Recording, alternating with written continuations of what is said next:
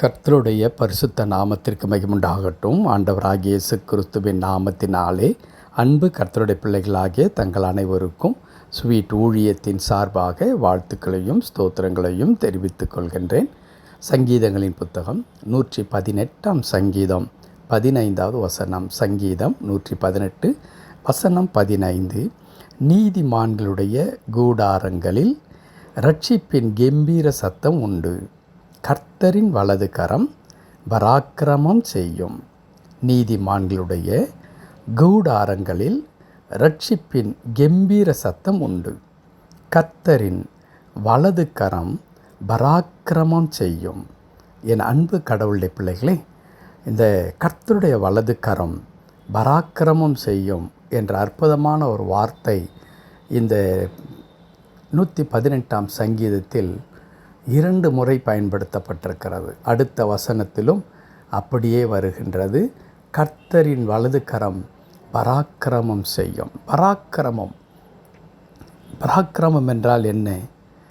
நம்மை பிரமிக்க செய்கின்ற, நம்மை ஆச்சரியத்திற்குட்படுத்துகின்ற அல்லது நம்மால் செய்ய முடியாத செயல்களை பராக்கிரமமான செயல்கள் என்று சொல்லுவோம். மிகவும் பெரிதான அரிதான செயல்கள் என்று சொல்லி, அப்படிப்பட்ட காரியத்தை கர்த்தருடைய வலது கரம் செய்து முடிக்கிறது என இங்கே கர்த்தருடைய தாசன் சொல்லுகின்றார். கர்த்தருடைய வலது கரம் பராக்கிரமம் செய்யும். அவர் செயல்களில் மகத்துவமானவர் என்று எழுதியிருக்கிறது. கடவுளால் கூடாதது ஒன்றுமில்லை என்பது நமக்கு நன்றாக தெரியும். இந்த அண்ட சராசரங்களை கடவுள் வார்த்தைகளை படைக்கும் பொழுது இன்னும் அவருடைய கரம் செயல்படுமானால் அது எப்படிப்பட்டதாக இருக்கும் என்பதை யாத்ராகம புத்தகத்தை நாம் வாசிக்கும் பொழுது, எகிப்திலே அடிமைப்பட்டு கிடந்ததான தம்முடைய பிள்ளைகளை ஆண்டவர் ஓங்கிய புயத்தோடும் தன்னுடைய பலத்த கரத்தோடு கூட அங்கே அற்புதங்களை செய்து அந்த மக்களை விடுவித்து கொண்டு வருகின்ற அந்த அற்புதமான காரியத்தை நாம் பார்த்திருக்கிறோம். அன்பு கடவுளுடைய பிள்ளைகளே, அப்படிப்பட்டதான மகிமை நிறைந்த கடவுளுடைய கரம் இந்த நாளில் நமக்கும் பராக்கிரமம் செய்கின்ற கரமாய் செயல்பட போகின்றது.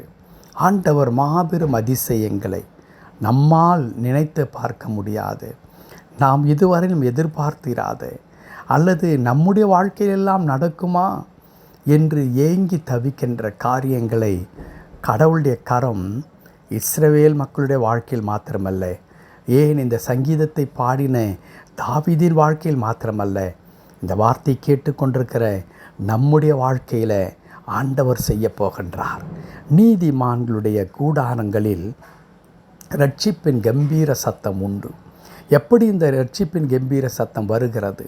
இந்த இரட்சிப்பு எப்படி உண்டாகிறது என்றால், கர்த்தருடைய கரம் பராக்கிரமமான காரியங்களை செய்கிறபடினாலே, அற்புதங்களை செய்கிறபடினாலே, அந்த காரியத்தை இன்றைக்கு கடவுள் நம்முடைய வாழ்க்கையில் நம்முடைய குடும்பத்தில் செய்ய போகிறார். அதன் மூலமாய் நம்முடைய கூடாரத்தில் கூட இரட்சிப்பின் கம்பீர சத்தம் உண்டாகி இந்த கடவுளை துதிக்கும்படியாய், இவரை நாம் போற்றி புகழும்படியாய், சாட்சிகளாய் நிற்கும்படியாய் ஆண்டவர் கிருபை தரப்போகிறார். இன்று கண்ட எகிப்தியனை நீ ஒருபோதும் காண மாட்டாய் என்று இஸ்ரவேல் மக்களுக்கு சொன்னார். அதை அப்படியே அவருடைய கரத்தினாலே நிறைவேற்றினார். அதே வண்ணமாய் இன்றைக்கு நம்முடைய வாழ்க்கையில் பார்த்து அஞ்சி பயந்து கிடக்கின்ற அநேக காரியங்களை கடவுள் மாற்றி போட போகின்றார். எப்படி? அவருடைய கரம் நமக்காக செயல்பட போகிறது. அது எப்படிப்பட்ட கரம்? பராக்கிரமம் செய்கின்ற கரம். ஆகவே அன்பு கடவுளுடைய பிள்ளைகளே, சோர்ந்து போகாதீர்கள். கர்த்தருடைய ரட்சிப்புக்காக நம்பிக்கையோடு காத்திருங்கள். கடவுள் மாபெரும் காரியங்களை செய்ய போகிறார். ஜெபிக்கலாமா? கிருபை நிறைந்த நல்ல ஆண்டவரே, உமக்கு நன்றி செலுத்துகிறோம். திருக்கரத்தில் தாழ்த்தி அர்ப்பணிக்கின்றோம்.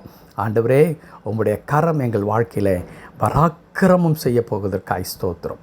ஆண்டவரே, அதன் மூலமாய் எங்களுடைய கூடாரங்களில் இரட்சிப்பின் கம்பீர சத்தம் உண்டாகி உம்மை துதிக்கும்படியான ஸ்லாக்கியத்தை தரப்போகிறீர். அதற்காய் ஸ்தோத்திரம். தாழ்த்தி அர்ப்பணிக்கின்றோம். எங்கள் ஒவ்வொருவரையும் பொறுப்படுத்திக் கொள்ளும். மீட்பர் நாமத்தில் ஜெபிக்கிறோம் எங்கள் நல்ல பிதாவே. ஆமென், ஆமென்.